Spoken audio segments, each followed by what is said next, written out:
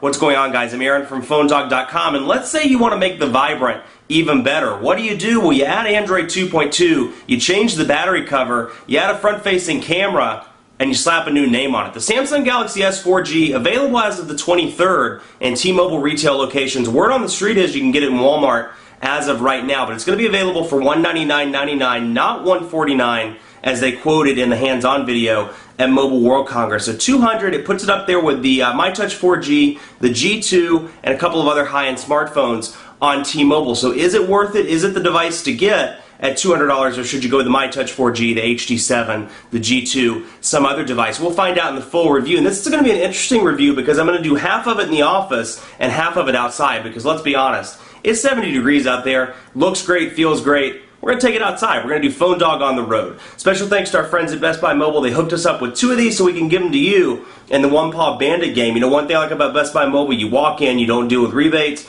no paperwork, no waiting 8 to 10 weeks. Enough of that. Let's get into the review. So it has that 4-inch Super AMOLED display, and you know, like I always say, the camera really doesn't do it justice. It's a beautiful display. It's not quite up to par with the Super AMOLED Plus display that we've seen on devices like the Samsung Galaxy S2, the Samsung 4G LTE device that's coming to Verizon in the next few months. But it is very pretty, and you know, in comparison to what's on the market right now, it's a very nice display. Let's take a look at Inception just so you can get the picture quality here. And we'll jump in. It's on the Media Hub. Let's accept that and start it up just to give you an idea of the picture quality. Very clear, both when taking pictures and when viewing media. Very, very pretty display. Let's start it up. Oh, it's taking me to, I wonder if I just hit it here. I guess it's interesting. It took me to the Media Hub, which, curious as to why. Okay, let's, maybe if I click on that. Do I have to create an account? Let's see. Movie Store. I'm thinking I have to create an account, which is different. You know, the Vibrant, you just started it right up.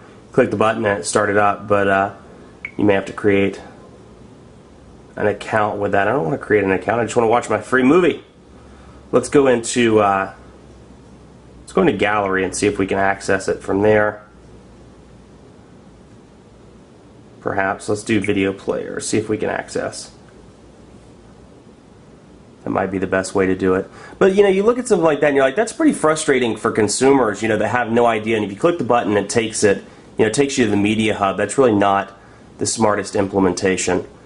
In my opinion, you advertise a free movie, but you have to go through the gallery, kind of a backdoor way to get to it. But you can see the movie starting up, and let's go into something that's not black and white. Let's go into, there we go.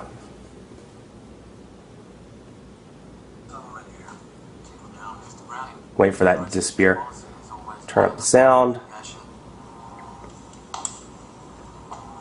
But very nice. And again, you know, for these media things like Inception, other movies, other music you may be listening to, that 1650 milliamp battery is going to come in handy, as opposed to you know, 1500 milliamp battery like in the Evo, or a 1230 milliamp battery like in the Inspire 4G. But you can see picture quality is very, very good.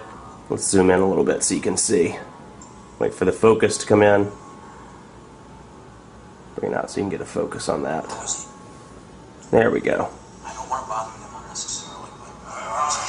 You can see, I mean, it's very good. You know, you're seeing the glare of my spotlights, but picture quality is very good, and looks great on that Super AMOLED display. Otherwise, you know, features very similar. You know, I won't spend much time on this, but you go into the Gmail application. Since it is running Android 2.2 now, you do have the nice Gmail application where you have the header that appears at the top and stays at the top no matter where you're scrolling through the email. It stays there at the top and makes it nice and easy. Let's jump into the browser and take a look. Now, this is running Android 2.2, so it does run Flash out of the box. So we'll go to PhoneDog, not PhoneDo, PhoneDog.com, and take a look at it and see how quickly it loads and pinch to zoom capabilities. But otherwise, you know, again, typical Android stuff here. New window, windows to see which ones you have open, brightness settings, stop, and more to change some of the browser settings. But you can see there's our page, and you can see those advertisements loading and operating right now. Now the page isn't even fully loaded, and you can see pinch to zoom, very responsive, little to no lag time whatsoever, which is a nice sight sight for sore eyes. But, wow. That's an early Monday morning bad joke for you. But we can see, or I shouldn't say early Monday morning, it's 12 o'clock. But you can see, you know, pinch to zoom very quick. Even with those ads running in the background, you know, it's much better than we've seen on previous devices and even on previous high-end devices. I mean, you know, I'm not going to spoil the quadrant standard scores for you, but they're not that great on this device. And that just goes to show, you know, that the speed of the actual device, it isn't everything. You know, you look at practical usability like the day-to-day web browsing, and you can see that's much quicker. So very, very impressed there. And then we can open up a new window if we wanted to and jump into something else and view the windows. It shows you that 2 are open, and we can scroll back and forth in the browser to pick between those. Now let's take it outside. We're going to go check the camera, check the camcorder, do our quadrant standard, and do our speed test outside because, hey, I'm sick of being in the office, and I'm sure you are too. Let's take it outside. All right, here we are, Phone Dog peeps. We're hanging out outside with the Samsung Galaxy S4G. I got my Moonbucks coffee. I can't say the actual, what it actually is because that would be copyright violation, but do have the Samsung Galaxy S4G. We're going to do some outdoors tests. What do you think of my glasses? You think they rock? I think they rock. I don't get out much, so I get excited when I see the sun. But you can see, that's what it looks like, and you know, really the display is a little bit hard to see outside. It's not terrible, but like putting it up against the direct sunlight, you know, it's a little rough.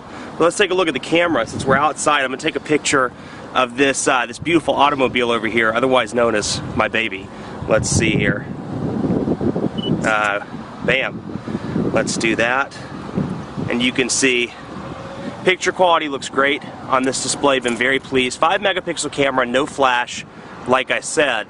And you know, the picture quality is pretty impressive. And of course, you can set it as anything, and then you can send it via Twitter, via Facebook, via messaging, MMS, however you want to send it. Let's do some quadrant standard scores and some speed test scores, and then we'll be done. Let's see here. Speed test loading up right now. We're outside, so what's a better indicator of speed test than actually being outside? Let's make sure it's on Charlotte server, and there it is. Let's watch that sucker run. I actually can't see the viewfinder, so I have no idea.